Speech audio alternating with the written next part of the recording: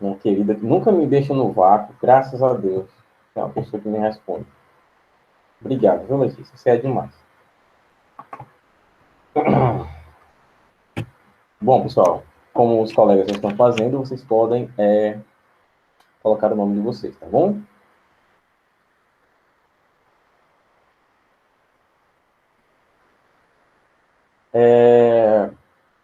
Quem perguntou? João Lucas. João Lucas, eu vi, eu já estou colocando as notas, eu estou colocando, eu vou dizer no meu caderno, né? Eu estou colocando numa tabela que eu fiz aqui, tá certo? Eu vou colocar as que eu já corrigi da turma de vocês, que foi todo mundo que mandou, né? Eu vou colocar, se não colocar hoje, eu coloco amanhã, porque lembrando, tem do terceiro A e B, quarto A e B, quinto A e B, sexto A e B, sétimo A e B, que aí vai 10 turmas, né? Aí vai o oitavo e o nono, dá 12 turmas, né? E sem falar que eu também tive uma coisinha que eu precisei conversar com o Robério, que não vai dar para dizer agora, porque talvez tenha uma coisinha aqui da gente, tá bom? Nada que precise ser dito. Bom, vamos lá para a aula de história, certo? A gente havia parado na página 165, tá bem? Página 165. Só para a gente retomar o que a gente estava lendo, né? Estávamos falando sobre a Segunda Guerra Mundial, tá bom? Eu vou colocar logo de vocês, Letícia, mas depois que eu resolver os meus assuntos aqui administrativos que eu estava discutindo com o Roberto, tá certo? Mas, sim, no mais tardar, amanhã eu já coloco, tá bom? Vou priorizar só porque você não me deixa no vácuo aqui na turma, tá bom? Página 163, desculpa, 163. Aqui esse meu 3 aqui tá aparecendo 5. Não sei o que foi que houve. Vamos lá. Página 163, vou corrigir aqui. 3. Estávamos falando da Segunda Guerra Mundial, da propaganda nazista, dos regimes totalitários e extremistas de direita, que são nazismo e fascismo, certo? Nazismo na Alemanha, com Adolf Hitler, e o fascismo na Itália, com Benito Mussolini, certo? E vamos deixar bem claro, tá? Antes de ser questão política, eu acredito que alguns de vocês se interessem por esses assuntos, né? É uma questão histórica. Sim, são regimes de direita. E não apenas de direita, meus queridos, de extrema direita, certo? E não é o tio Carlos que está falando isso. É o nosso livro de história, tá bem? É a história que conta isso. Mas, claro, não vamos esquecer do regime totalitário instalado na União Soviética por Joseph Stalin, também, que matou milhões de pessoas também, assim como o regime totalitário da direita, né? Então, aqui a gente encontra a seguinte afirmação: nem extrema direita, nem extrema esquerda, né? É importante escolhermos um lado que favoreça a maioria da população, certo? Até estava discutindo isso na aula de geografia. 10 brasileiros têm a renda mensal dos outros 200 milhões de brasileiros. Péssima distribuição de renda, né? Uma péssima valorização da população. Continuando a nossa contextualização, tá? Antes da gente voltar para o livro, eu estou só contextualizando o que é que a gente vai tratar aqui, tá certo? Continuando o que nós estávamos falando sobre a Segunda Guerra, estávamos falando também da Primeira Guerra, né? Que a Primeira Guerra já estava para acontecer. Todo mundo pôs o nome? Quem não colocou o nome, coloque, tá certo? Quem já colocou, não precisa colocar de novo. Que a Segunda Guerra já estava... Aliás, desculpem, a Primeira Guerra já era certa que ia acontecer. Estavam procurando apenas um pretexto, alguma coisinha. Queria, como a gente diz aqui no Ceará, queriam só um pezinho para soltar bomba no outro país. Aí, o que é que aconteceu? O nosso livro não fala isso, mas o grupo, a organização criminosa dos Black Hands, fazendo uma tradução ao pé da letra, Mão Negra, assassinaram o arquiduque austro-húngaro Francisco Ferdinando. E isso foi bastante para começar um conflito que já era certo, né? As tensões entre os países da Europa já eram grandes demais para que isso ficasse despercebido. Então, tivemos a Primeira Guerra, 1914 a 1918, e a gente está vendo aqui os antecedentes da Segunda Guerra Mundial. O que é que teve antes dessa belezinha? Vamos lá, página 163, tá certo? Encerramos a aula passada, claro, na página 162. Vamos lá. Os antecedentes da Segunda Guerra Mundial. O fortalecimento da política interna baseado no intervencionismo das nações nazifascistas garantiu que iniciassem seu projeto de expansão pelo mundo. O objetivo era fortalecer suas economias, se apropriando das matérias-primas fundamentais para garantir a indústria, principalmente a de armas. Aqui a gente vai traduzir, tá? Seguinte, a política era invadir terras, dominar e roubar seus recursos. Pronto. Texto traduzido. Essa era a política de Hitler. E foi aí que ele começou a falhar, né? Quando ele quebrou o tratado que ele tinha com Stalin de não invadir a União Soviética. E, num belo dia de sol, ele inventou de invadir a União Soviética. Que inteligente, né? Temos um Sherlock Holmes, não aqui, na Alemanha. Foi aí que Stalin investiu contra Hitler. Claro que Stalin não ia deixar isso barato. Stalin até reconquistou a Finlândia e posicionou a Finlândia contra a Alemanha também.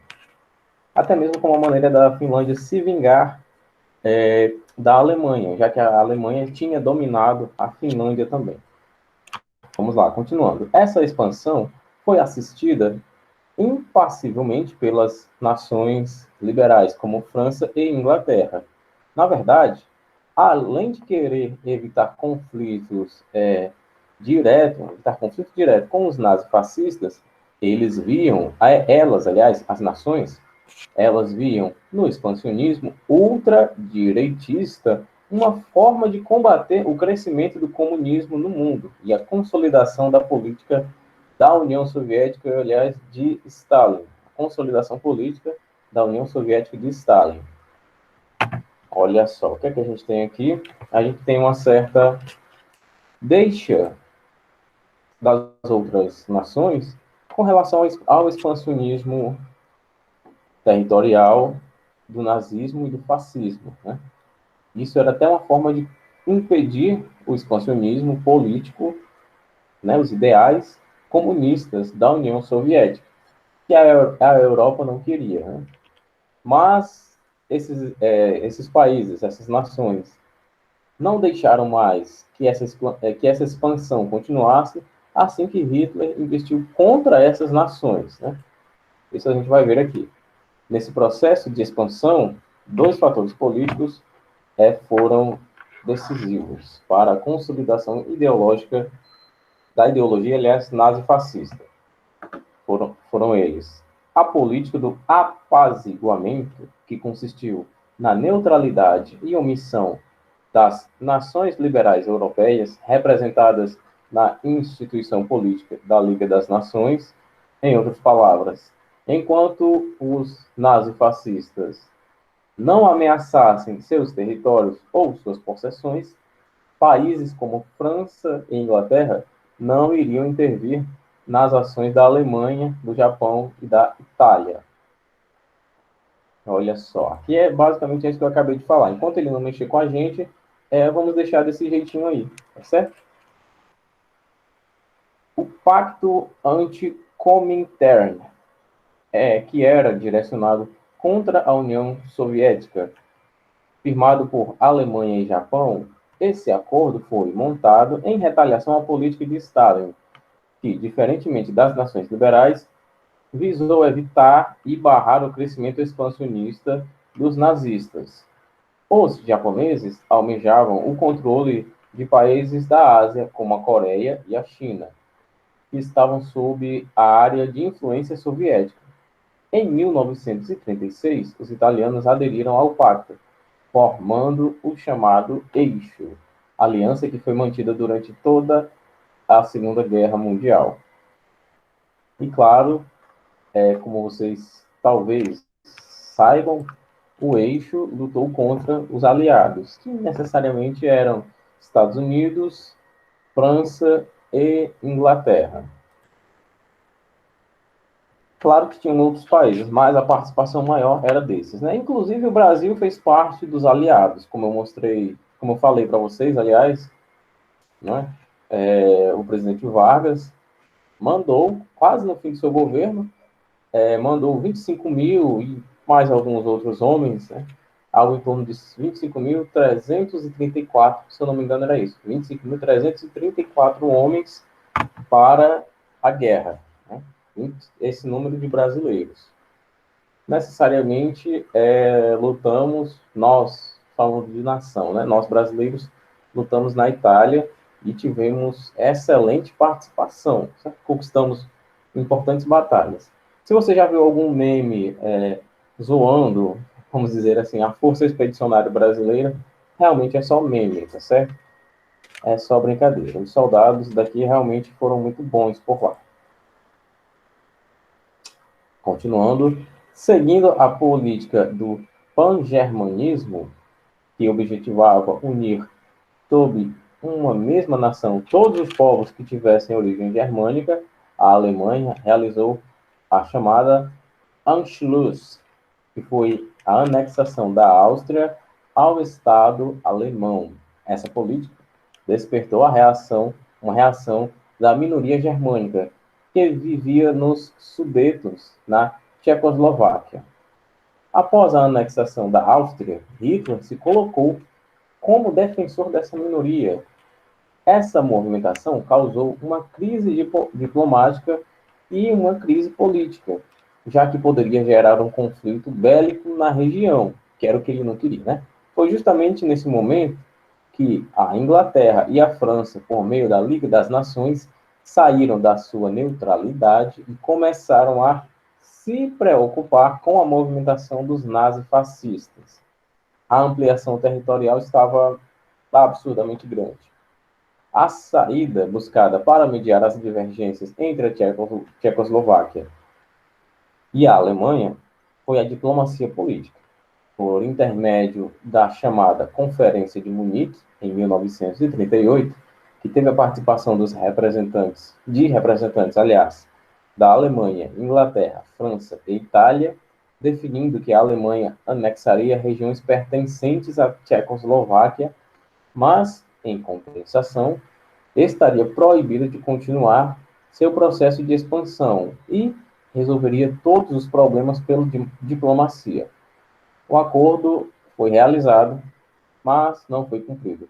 O chamado Eixo continuou seu processo de expansão política e territorial. A gente vai encontrar aqui algumas atividades, né, na página 164 e 165. Eu vou até anotar logo aqui, para que quando a aula termine, eu já ponha no sala de aula. 164 e 165. Mas eu vou dar uma explicadinha, claro, tá certo?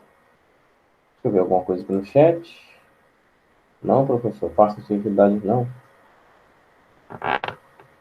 Como assim, minha consagrada? A gente tem que fazer atividade. É pouca coisa.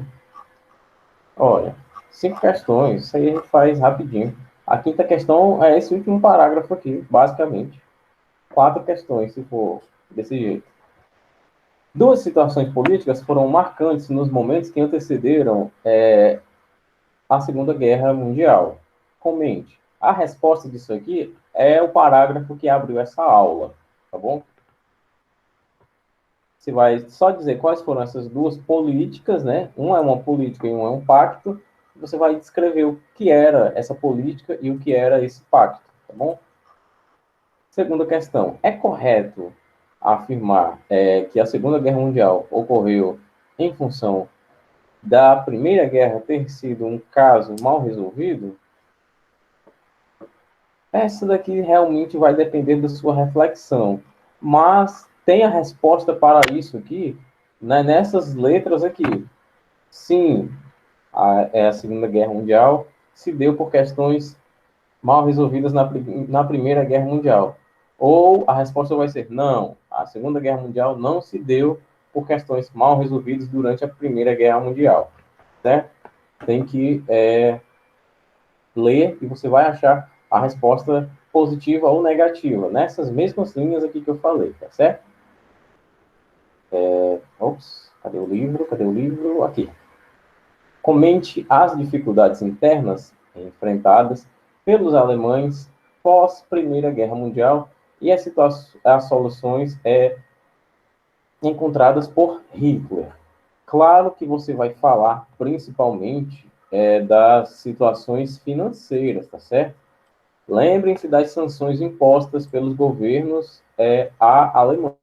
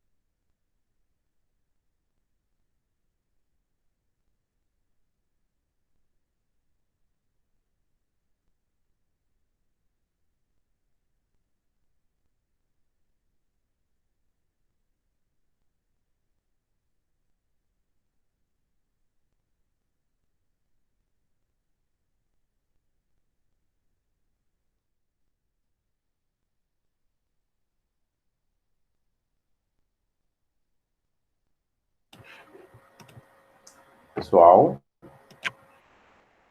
vocês estão me ouvindo?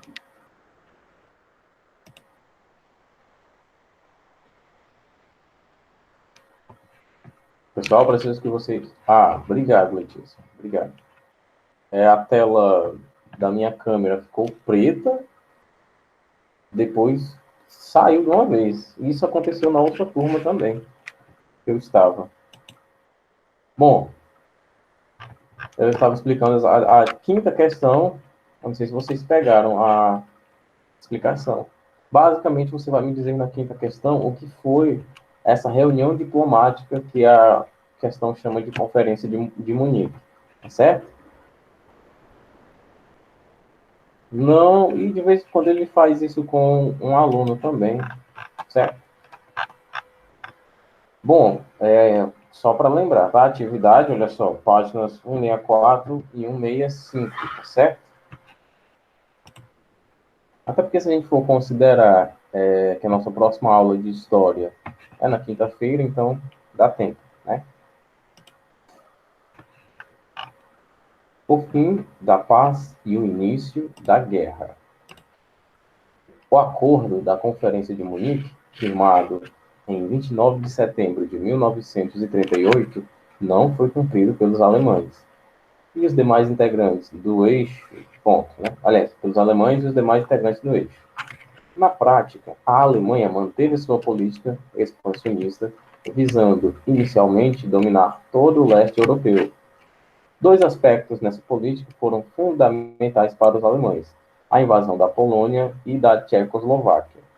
Essas nações eram pontos estratégicos e decisivos na consolidação do controle da Europa por parte do eixo.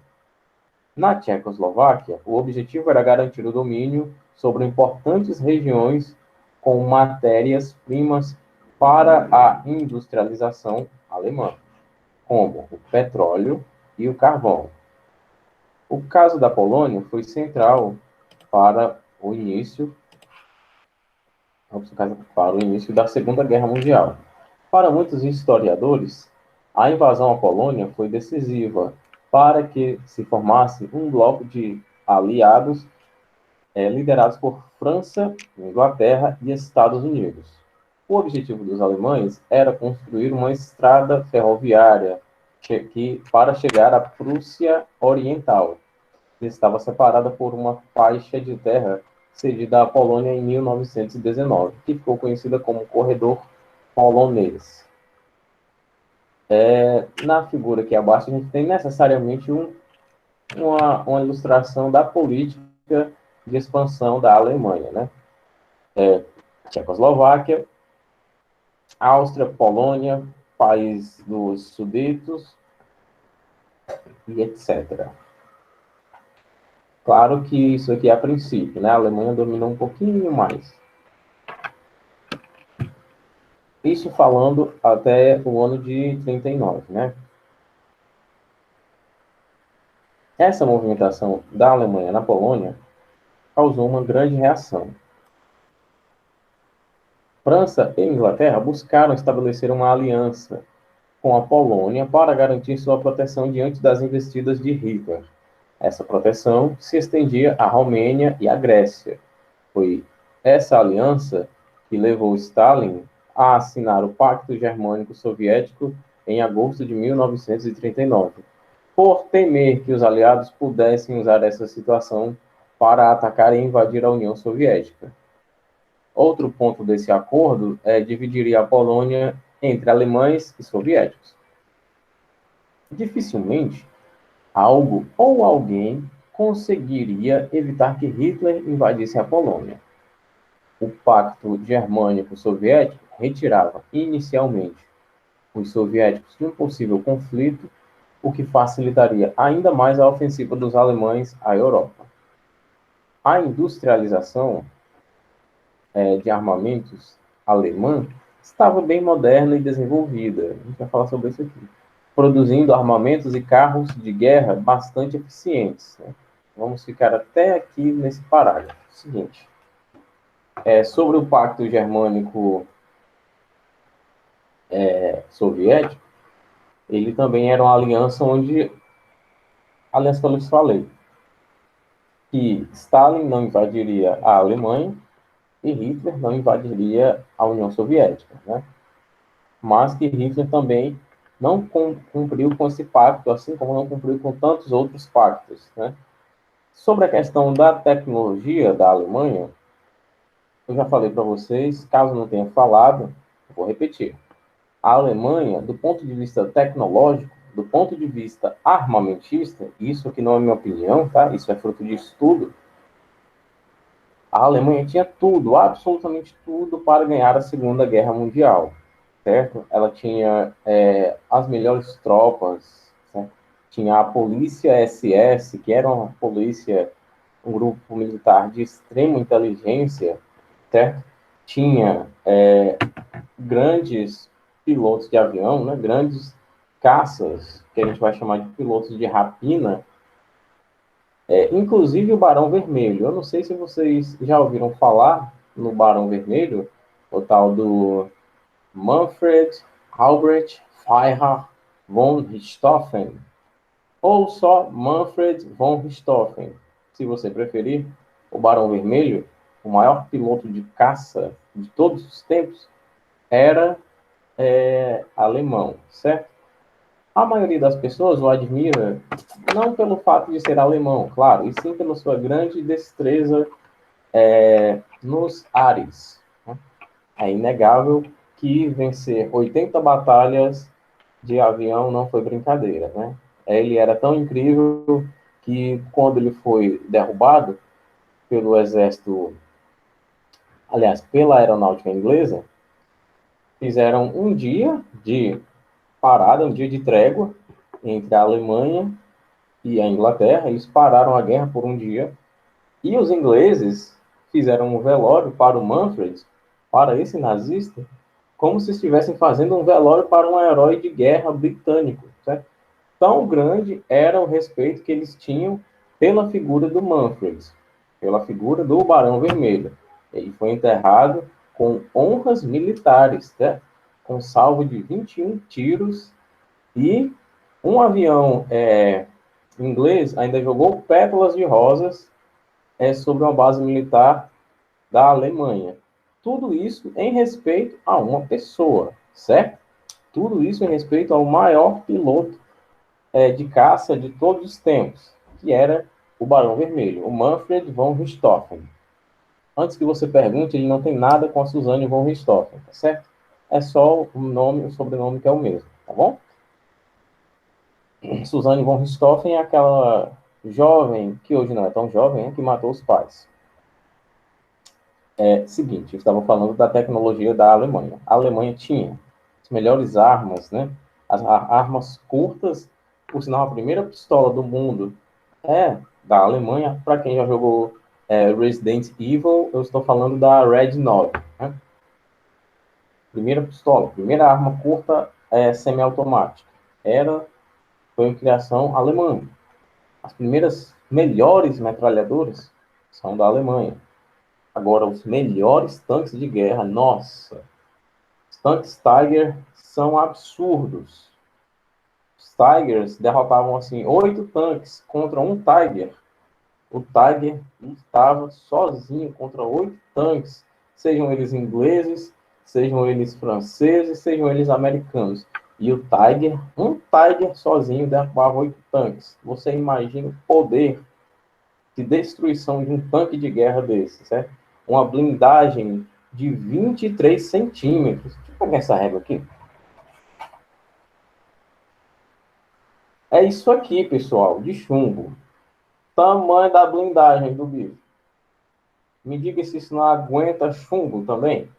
23 centímetros de chumbo de blindagem. Os Tigers foram feitos para não serem derrotados. E eles eram alemães também. Sem falar na tecnologia, né? Cabia em média 5 pilotos, sendo que os outros tanques cabiam mais ou menos uns 3, e ele tinha muito mais espaço para colocar o arsenal. Tinha metralhadoras também, certo? Os Tigers tinham metralhadora, .50, é aquela que abala isso aqui, o projétil é isso aqui. Cabiam muitos foguetes e cabiam 5 pessoas, como eu já falei. Eu ia falar outra coisa. O sistema de comunicação via rádio deles era super inteligente. Então, entendo, do ponto de vista tecnológico, a Alemanha tinha tudo, tudo para ganhar a guerra. Ainda bem que não ganhou. Né? Perderam por quê? Por causa do seu chefe, né? Por causa do Hitler. Ele sim foi o maior problema para a Alemanha. Mas isso é uma discussão que a gente poderia ter em outro momento. E sim, João Lucas, essa pistola no jogo, ela é uma tristeza. Como que eles não ganharam, Ingrid? É o seguinte, você imagina você ter, por exemplo, deixa eu ver, o Sexto Exército. O Sexto Exército era um absurdo de inteligência militar. Aí eles foram lutar contra o Exército Vermelho, o Exército Russo, no inverno da Rússia, né? Foram lutar no inverno da Sibéria. Nossa, os soldados russos, eles crescem no inverno, lá é basicamente inverno o ano todo. Eles treinam no inverno e são totalmente preparados para essa condição adversa, né? Já o Sexto Exército, necessariamente os alemães, não tinham esse treinamento nessa condição climática. Aí o que é que tem? Qual era o principal problema do Hitler? Isso eu vou te responder, né? Essa sua pergunta eu vou responder desse jeito. O Hitler, ele era orgulhosíssimo. Não queria recuar de jeito nenhum. Muitas batalhas ele perdeu, porque a ordem dele era a seguinte: resistam até o último homem. Resistam até o último cartucho. O exército não voltava, não recuava, não reagrupava, não dava um passo para trás. Como assim? Hitler se achava Deus. Resumindo, ele se achava um Deus. Se ele tivesse um pouquinho mais de inteligência e mais alguns 3 quilos de humildade, o mundo hoje seria bem diferente como nós o conhecemos, certo? Nesse caso do Sexto Exército, alguns historiadores, né, não dizem que Hitler perdeu para o Exército Vermelho, para o Exército Soviético, né?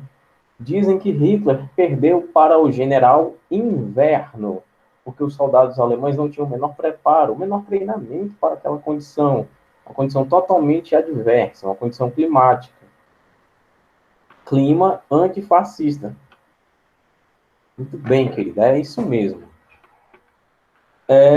Os soldados, né, foram perecendo nas mãos dos soldados, os soldados alemães, né, foram perecendo nas mãos dos soldados soviéticos e foram perecendo para o frio, principalmente, né, para a fome, para todas as outras condições climáticas, certo? Mas, principalmente, o problema do Sexto Exército nessa batalha foi o tal do Pequeno Ed, que era o apelido de infância de Hitler, tá? AD, de Adolf. O problema era esse rapaz, o Adolf Hitler. Bom, continuando o que eu estava falando, é que do ponto de vista tecnológico, é porque eu falei tanta coisa assim legal do exército alemão que realmente você deve se perguntar como é que esses infelizes perderam a guerra com esse montão de coisa. Imagina o que é ter esse líder orgulhoso, né? É como você ter o melhor time, mas sem a menor inteligência. A coisa não anda, né? Perderam para a burrice. Muito bem, é isso mesmo. Bom, é tanto que, só para a gente encerrar esse assunto, para a gente voltar para o livro, nossa senhora, já é 2h14, meu Deus. A aula estava indo tão bem. Muitos cientistas alemães foram sequestrados mesmo por países que venceram a guerra, como Inglaterra, a França e os Estados Unidos, né? Levou muita gente. A gente não vai chamar de prisioneiro de guerra, porque a guerra realmente tinha acabado, né? Mas com a derrota da Alemanha, os Estados Unidos levou muitos cientistas à força mesmo para os Estados Unidos, para estudarem esses projetos, né? Com tanta inteligência militar, fizeram mais óbvio. Pois é, a coisa mais óbvia que não deveria ter sido feita, eles fizeram, né? Não apenas inteligência militar, certo, Ítalo? O poder militar deles era absurdo, demais mesmo, né? Do ponto de vista de linha de frente, né? Não apenas de inteligência, de Black Intel, né? Então, continuando. A gente parou em produzindo armamentos e carros de guerra bastante eficientes.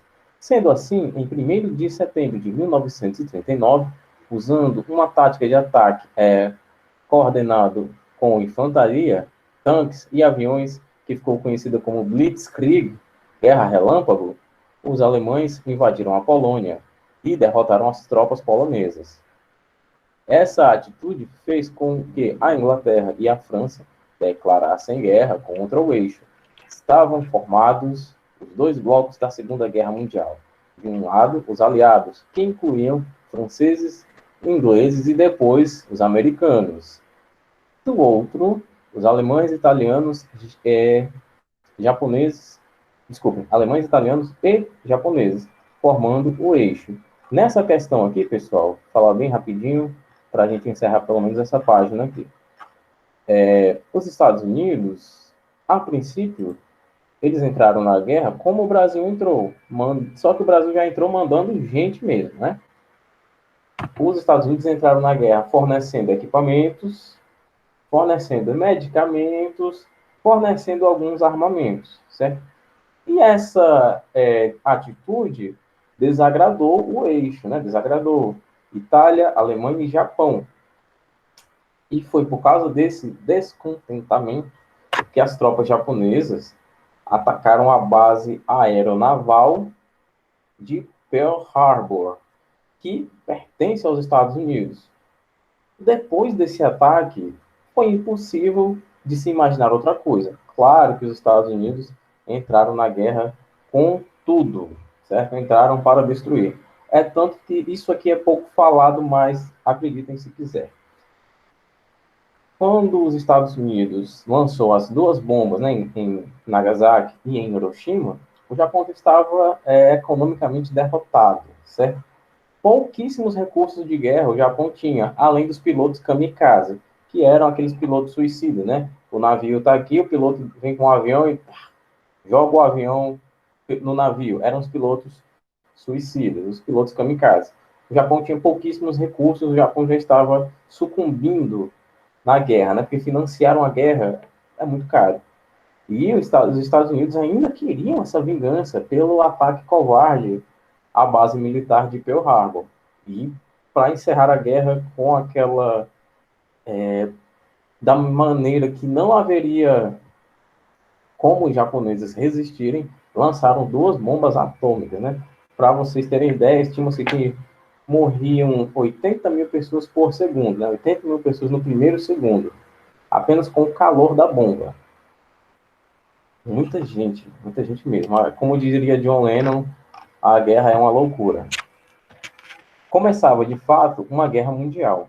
A Primeira Guerra foi violenta e intensa, mas ficou limitada ao continente europeu. Já a Segunda Guerra atingiu vários continentes, inclusive o asiático. Para se ter ideia, a lista dos países que apoiaram direta ou indiretamente os aliados inclui Austrália, Brasil, Canadá, China, Índia, Nova Zelândia, África do Sul, além de diversos países europeus que foram invadidos, como a Grécia. Ponto. Já o eixo teve o auxílio da Hungria, Romênia e Bulgária. Bom, meus queridos, vou me valer desse último minuto para perguntar se vocês têm alguma dúvida sobre a atividade, né, que é pouquinho, por questões, e sobre o que a gente conversou e contextualizou aqui.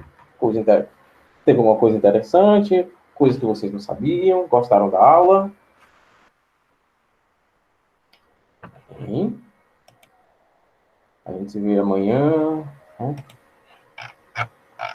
Bom, sem dúvidas, né? Coisa boa ou nem tanto. Mas, enfim, obrigado pela atenção.